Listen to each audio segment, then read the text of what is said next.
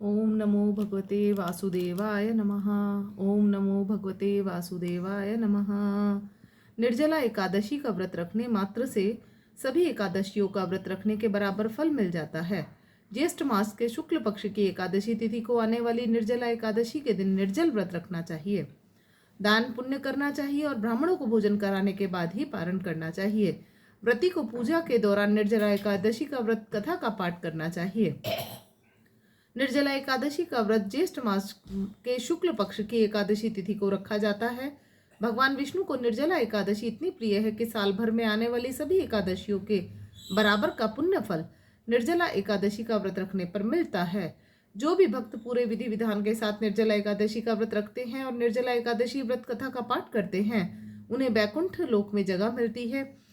आइए सुनते हैं निर्जला एकादशी की कथा।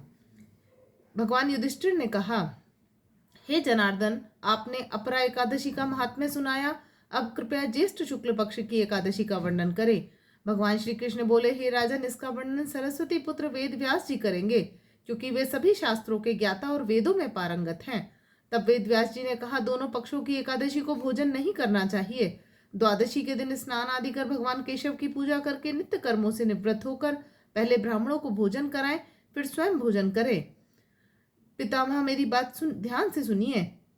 राजा युधिष्ठिर, माता कुंती, द्रौपदी, अर्जुन, नकुल और सहदेव ये सभी एकादशी को उपवास करते हैं और मुझसे भी कहते हैं। भीमसेन, तुम भी व्रत करो। मैं उनसे कहता हूँ, मुझसे भूख सहन नहीं होती है। यह सुनकर व्यास जी ने कहा, यदि तुम्हें स्वर्ग प्राप्त करना है और नरक से बचना है तो दोनों पक्षों की एकादशी को उपवास करो। भीमसेन बोले, हे महाबुद्धिमान पितामह, मैं सत्य कहता हूँ कि एक बार भोजन करके भी उपवास करना मेरे लिए कठिन है। फिर बिना खाए कैसे रह सकता हूँ? मेरे पेट में वृक नाम की अग्नि सदैव जलती रहती है, जो बहुत भोजन करने पर ही शांत होती है। इसलिए हे महामुने, मैं वर्ष भर में केवल एक बार उपवास कर सकता हूँ। कृपया करके कोई ऐसा व्रत बताइए जिससे स्वर्ग प्राप्त और कल्याण हो सके, मैं उसका विधि पूर्वक पालन करूंगा। व्यास जी ने कहा, भीम, ज्येष्ठ मास में जब सूर्य वृषभ या मिथुन राशि में रहते हैं, उस समय जो एकादशी आती है उसका यम नियम से और निर्जल उपवास करो। केवल कुल्ला या आचमन के लिए ही जल ग्रहण किया जा सकता है। इसके अतिरिक्त किसी भी प्रकार का जल विद्वान पुरुष को मुख में नहीं लेना चाहिए, अन्यथा व्रत भंग हो जाता है। एकादशी को सूर्य से लेकर अगले दिन के सूर्य तक मनुष्य को जल का भी त्याग करना चाहिए, तभी यह व्रत पूर्ण होता है। द्वादशी को प्रातः स्नान करके विधि पूर्वक ब्राह्मणों को जल और सुवर्ण का दान करना चाहिए। इसके पश्चात जितेंद्रिय पुरुष ब्राह्मणों के साथ स्वयं भोजन करें। वर्ष भर में जितनी भी एकादशियां आती हैं, उनका जो पुण्य फल प्राप्त होता है वह सब केवल निर्जला एकादशी के व्रत से प्राप्त हो जाता है, इसमें तनिक भी संदेह नहीं है। शंख, चक्र और गदा धारण करने वाले भगवान केशव ने स्वयं मुझसे कहा था कि यदि कोई मनुष्य सभी बातों को छोड़कर केवल मेरी शरण में आ जाए और एकादशी को निराहार रहे तो वह सब पापों से मुक्त हो जाता है। एकादशी व्रत करने वाले के पास कभी भी विशाल काय, विकराल आकृति वाले काले रंग के दंड और पाश धारण करने वाले यमदूत नहीं आते हैं। जब उस मनुष्य का अंत समय आता है, तब पीताम्बरधारी, सौम्य स्वभाव वाले, हाथ में सुदर्शन चक्र धारण करने वाले और मन की गति के समान वेगशाली विष्णुदूत आकर उसे भगवान विष्णु के परम धाम ले जाते हैं। इसलिए मनुष्य को निर्जला एकादशी को पूर्ण श्रद्धा और विधि पूर्वक उपवास करना चाहिए। तुम भी यज्ञ और श्रीहरि की पूजा के साथ ये व्रत करो, जिससे सभी पापों की शांति हो सके। चाहे स्त्री हो या पुरुष, यदि उसने मेरु पर्वत के बराबर भी महान पाप किया हो तो भी वह एकादशी के प्रभाव से भस्म हो जाता है। जो मनुष्य उस दिन जल के नियम का पालन करता है वह पुण्य का भागी होता है। उसे एक पहर में करोड़ों स्वर्ण मुद्राएं दान करने के बराबर फल प्राप्त होता है। निर्जला एकादशी के दिन जो भी स्नान, दान, जप, होम आदि किया जाता है वह सब अक्षय फल देता है। यह स्वयं भगवान श्री कृष्ण का वचन है।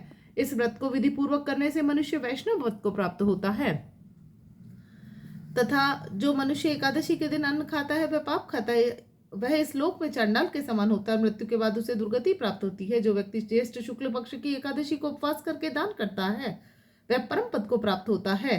जो हे कुंती पुत्र, निर्जला एकादशी के दिन श्रद्धालु स्त्री पुरुषों के लिए जो विशेष दान और कर्तव्य बताए गए हैं उन्हें सुनो।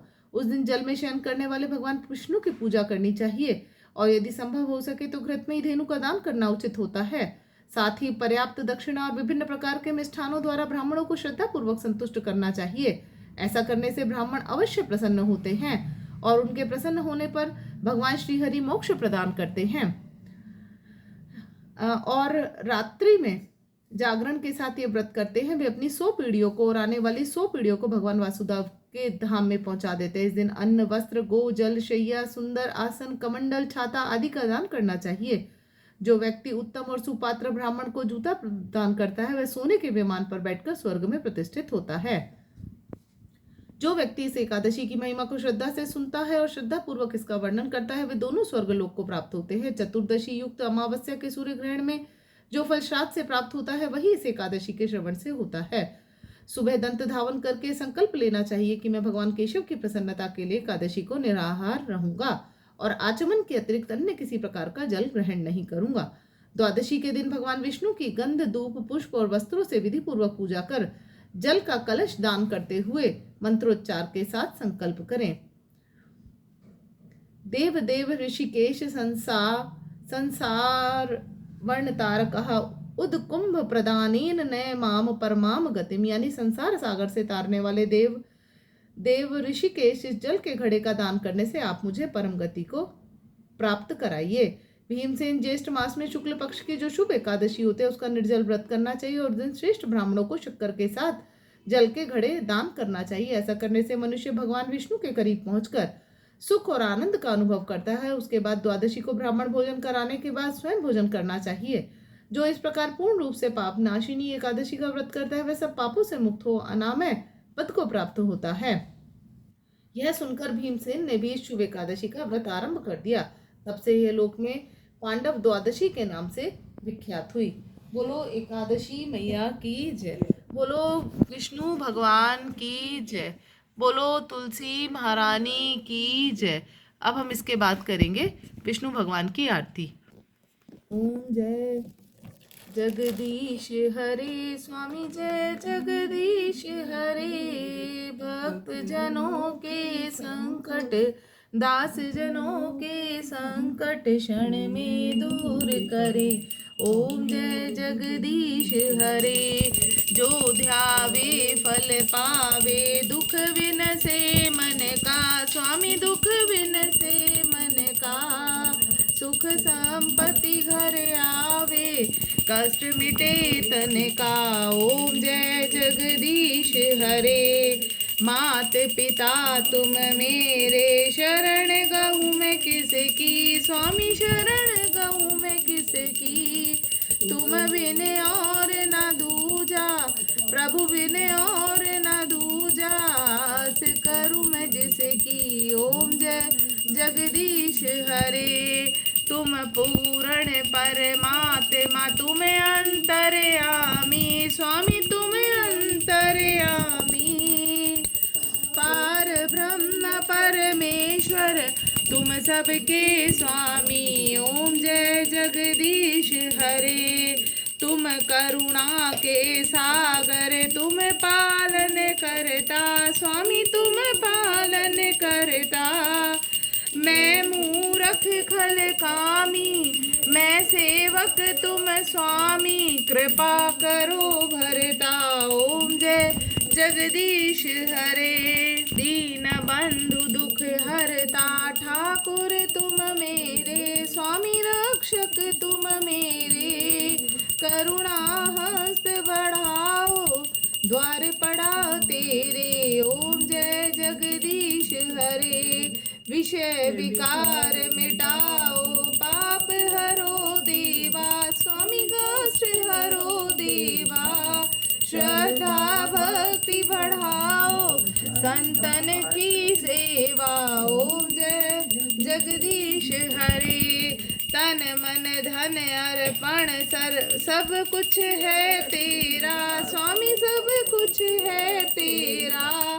तेरा तुझको अर्पण, तेरा तुझको अर्पण, क्या लागे मेरा।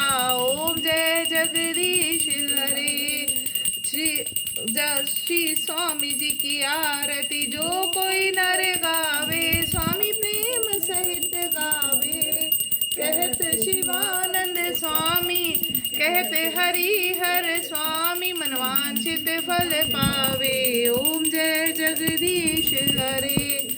बोलो विष्णु भगवान की जय। बोलो राधा रानी की जय। बोलो एकादशी माता की जय। बोलो तुलसी महारानी की जय।